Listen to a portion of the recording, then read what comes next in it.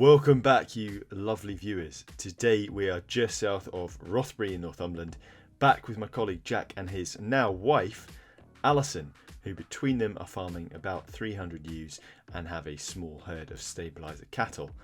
Long-term subscribers, you'll know them from a couple of previous vlogs. They were good enough to put up with me then, and true to form are putting up with me today. As new entrants, both holding down full-time jobs, the pair of them have had to be pretty creative across the board with regards to access to land, financing, choice of breeds and so on. Although they started with cull hill ewes, they've worked hard to build up a flock of shedding sheep.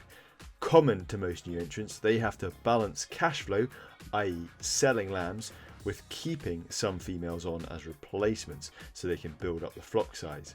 To know which ewes are performing best, they are performance recording, more on that later, and today specifically recording what are called 8-week weights from their 2022 lamb crop.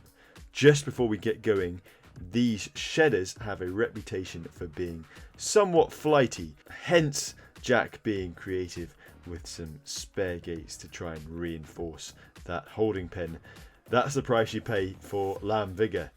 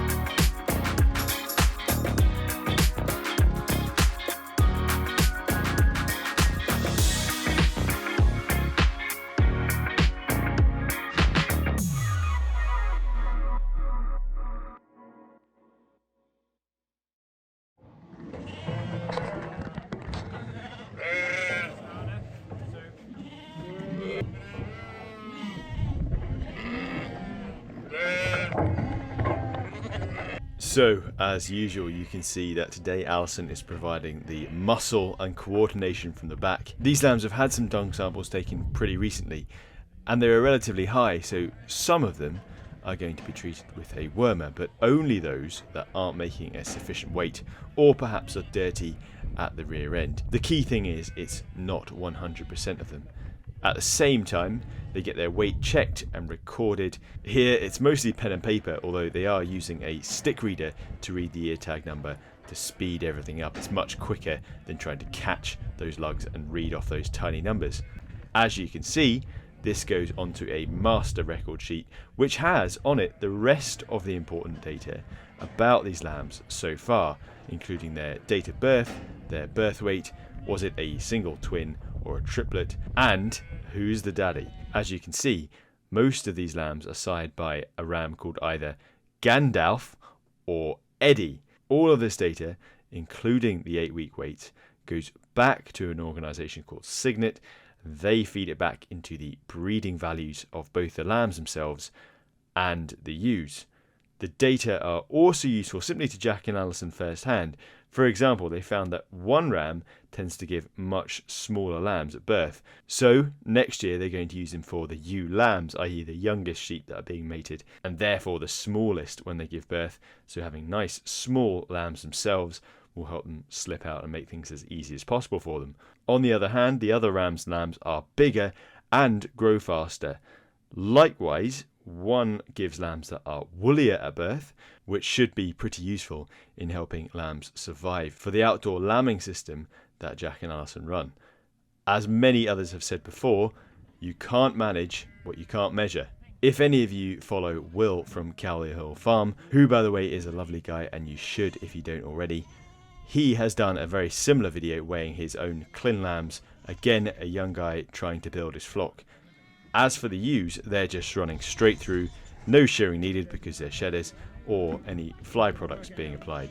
Long-term viewers know that I've got no favourites with regard to breeds, at least not publicly because I couldn't take the hate mail, but for farming in a situation like Jack and Alison, small groups of sheep spread out over 3 or 4 sites, minimal handling or housing available, and a historically low value of wool, it starts to make sense. Admittedly, if you are farming on a ring-fenced block of land with all the sheep mobbed up, sheds to house sheep pre-shearing so the shearers didn't have to clip wet sheep, and probably most importantly, a price for wool that reflected its true value. Those sums would probably change.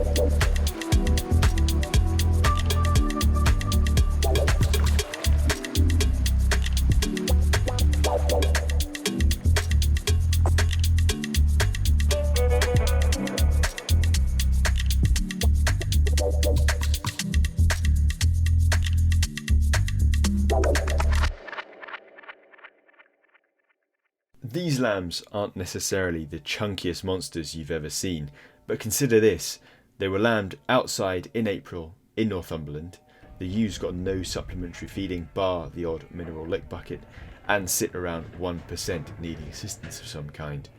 This system won't be for everyone, and you see some really tight, well-run indoor lambing systems. But with the right husbandry to ensure animal welfare, I could see more and more people looking into this style of sheep farming, not least as farming subsidies continue to be withdrawn in the UK. One of the biggest criticisms levelled at these shedding sheep is how untidy they look, and actually for the aesthetically inclined, they might have a point. It's really interesting to see the diversity, the differences in the patterns of shedding each sheep has. Some have a more even shedding down to a fine layer of wool or hair, versus others that shed a heavier fleece but right down to the skin, which seem to be prone to sunburn, even in our mild Northumberland summers. Through their hard work, persistence and good luck, Jack and Alison now have the ground to double their flock potentially to 700 ewes this year, with the potential for an A and a B flock. From a personal and professional point of view, it's really gratifying to see them go from strength to strength. Who knows where they'll be by the time I'm back from New Zealand.